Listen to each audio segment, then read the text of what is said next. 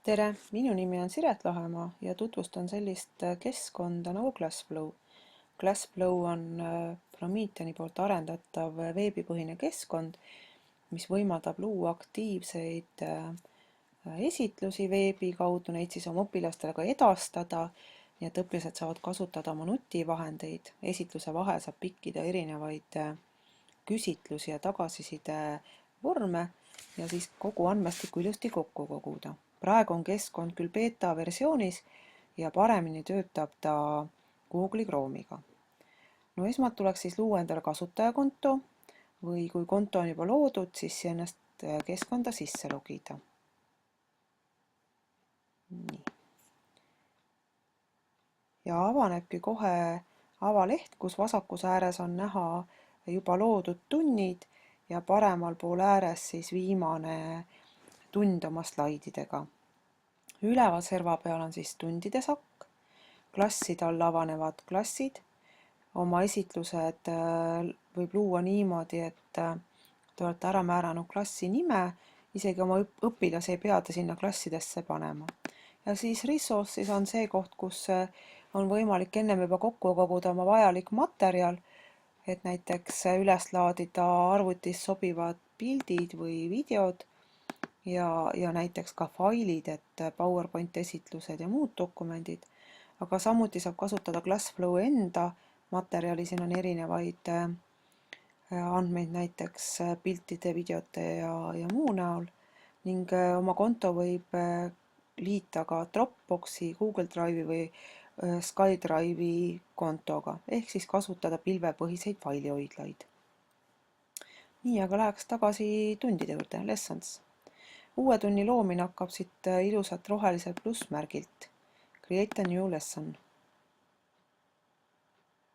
Ja ongi kohe avaleht olemas, mida saab ilusti täitma hakata. Nii, alustame siis tunni nimest. Ehk paneme siia tund 1. Sektsioonidele võib samuti nimed panna. Siis need on sellised nii-öelda tutvustavad avaslaidid. Erineva tausta saab ka siit otsida, kui selle triibulise pildi peale klõpsata. No võtame näiteks praegu selle pildi. Ja siis siia alla saab looma hakata slaide. Siin üleval on olemas ilusti tööriistariba, kust kaudu saab sisestada erinevat teksti. No näiteks paneme siia siis happete omadused. Lihtsalt täiesti suvalise teema praegu. Nagu te näete, siis on olemas ka siin kirja muutmise nupud, nagu tavapärasel tekstiredaktoril, ka joondamise nupud, et täiesti olemas.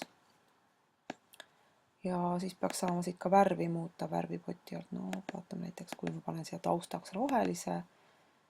Vaatame, äkki saab.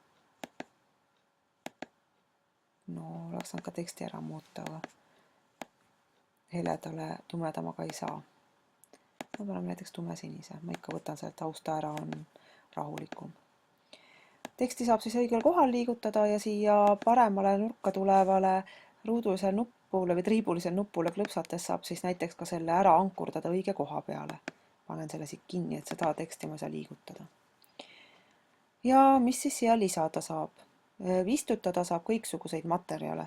Siin on üleval see vistutamist tavaliselt märkiv nurksulgudega märk ja siia võib siis lisada nii veebilingi kui panna mingisuguse HTML koodi. Ma pean nüüd küll see teksti siin mitte aktiivseks tegema. Nii, võtan siis uuesti selle embed koodi ja ma olen siin otsinud nüüd parasjagu üles just näiteks YouTube'is Glassflow tutvustava video, võtnud siit jaga ja manustamise koodi siis kopeerin ära ja kleebin selle Glassflow keskkonda.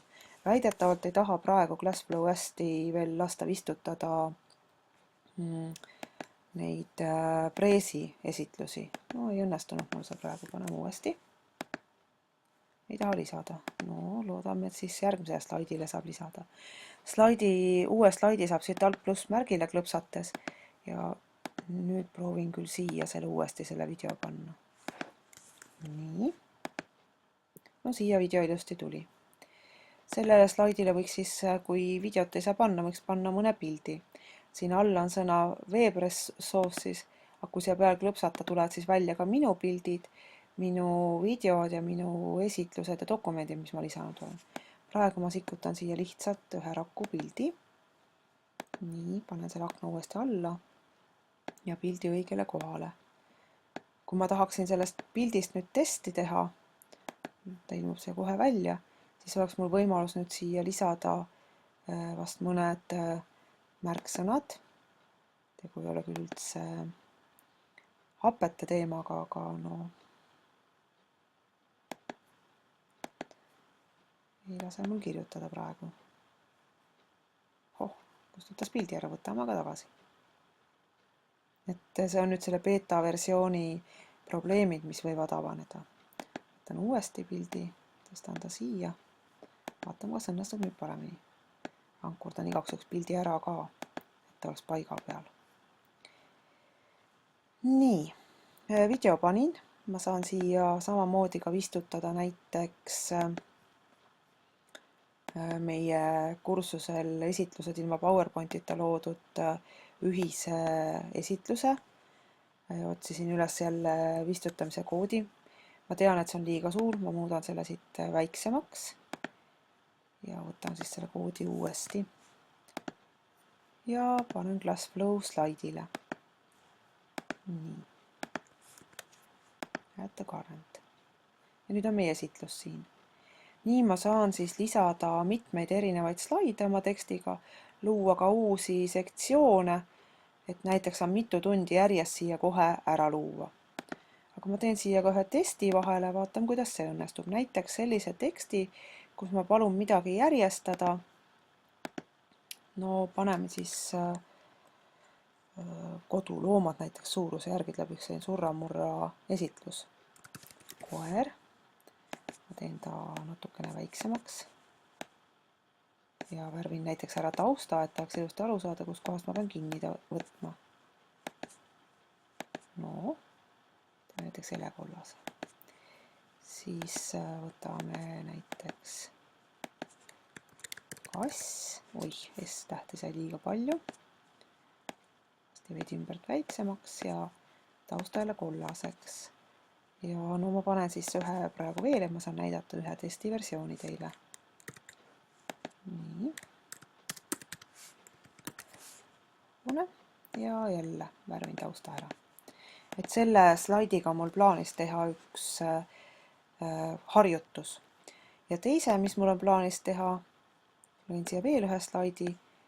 Paneme siia näiteks, no võtan õige slaidi, et ühislaid ees oleks.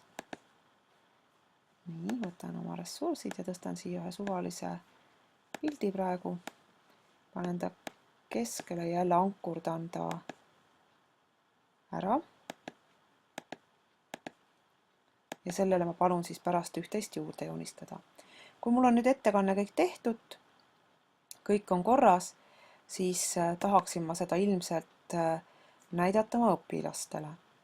Selleks ma vajutan siin nuppu play ja ma siis saan valida, millisele klassile ma selle esitluse parasjagu näitan. No ma valin praegu, et ma näitan 8. klassile, lähen nendega tundi. Ja nüüd avaneb minu ehk õpetaja vaates siis esitluse ettekandmise vaade. Aga mul on siin kõrval ka lahti võetud õpilase vaade. Õpilane peab minema aadressile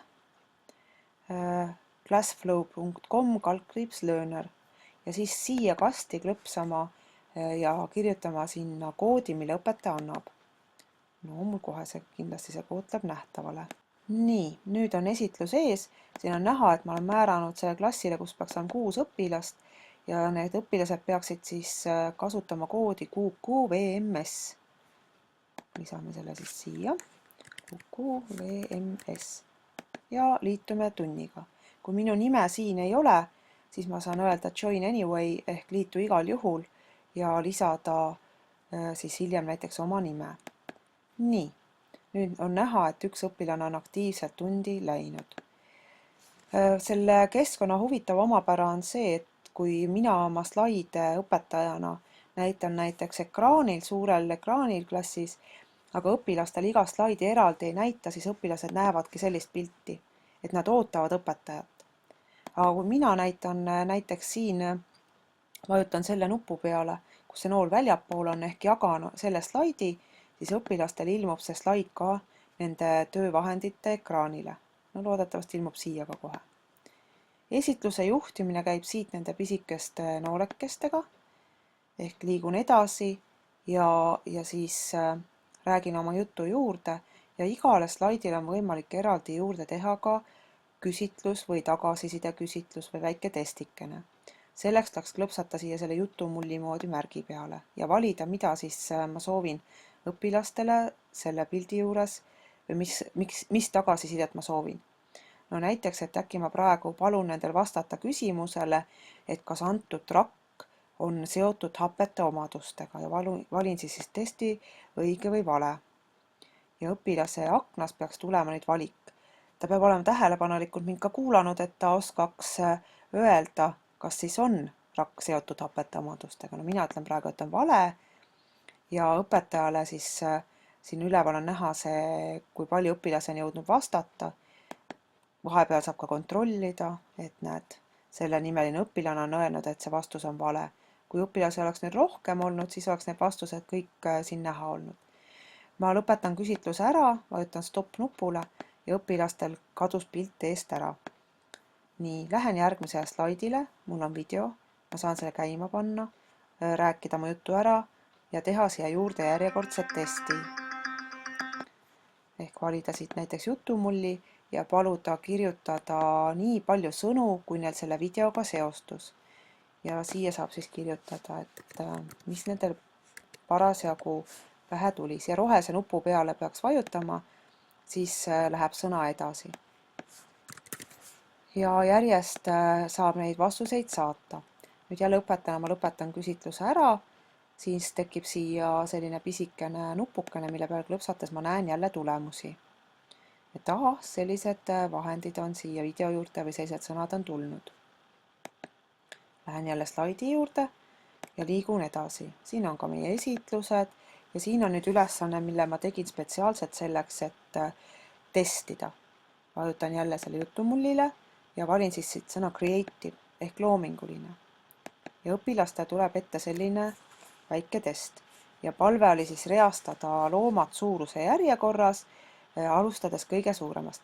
Nüüd nagu te näete, nii kui ma hiirt liigutasin, tuli siia pliiats, ma pean vajutama siia käe nupu peale, et ma saan neid tekste siis liigutada ja ma võin siis siia lapsena või õpilasena siia siis veel juurde joonistada ja teha igasuguseid vahvaid asju, kui aega üle jääb.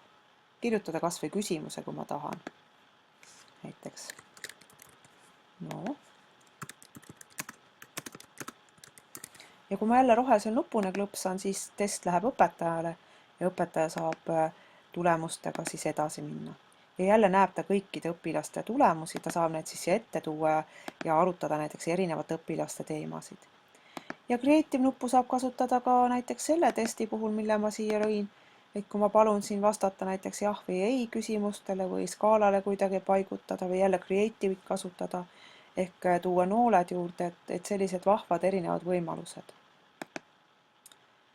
Ja kui mina otsustan nüüd esitluse siin ära lõpetada, lähen siin back to lessons ehk lähen tundi tagasi, siis lõpeb ka õpilastel ära see ettekanne nende seadmetes. Nendel ei tule ka enam küsimusi siia ette ja tund saabki läbi. Et selline kiire ülevaade ClassFlow keskkonnast, kindlasti on sellel oma potentsiaal ja kui te kasutate õpilaste nutivahendeid tunnis ehk Bring Your Own Device meetodit, siis sobib see väga hästi. Julget katsetamist!